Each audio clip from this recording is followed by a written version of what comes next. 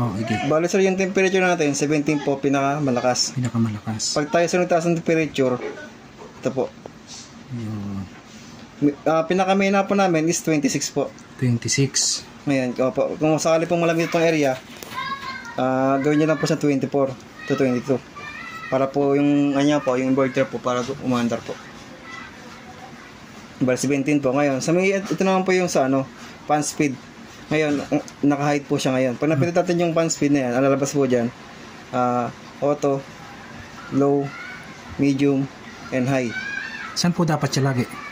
Okay sir, pwede sir kung pwede naman siya sa low, medium to high.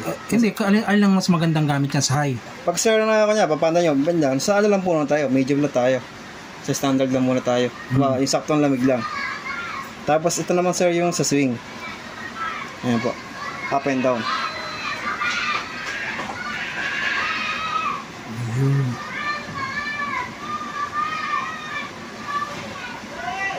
Tapos meron po sa kung tawagin turbo. Ito yung turbo na masakaling mainit agad yung area. Gusto nyo malamig agad, turbo lang po tayo sir. Tuturbo lang kung malamig, mainit agad ang area. Tapos gusto nyo ba agad, mas malamig ka agad, turbo lang po tayo.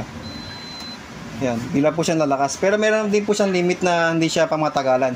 Mga ilang minuto, mga isang oras siguro to sir, sa mawawala yung ating turbo. Kasi hindi siya stable. Automatic mawawala yung turbo, kailangan pa namin pindutin. Hindi kailangan, pwede lang sir, patayin niyo po kung sakaling ayaw niyo na po. Pero kung sakaling magdamag siya papanda rin, nawawala din siya. Automatic siya mawawala. Oo, kasi kung pang emergency lang po ito kung sakaling mapakainit. Patayin na po natin.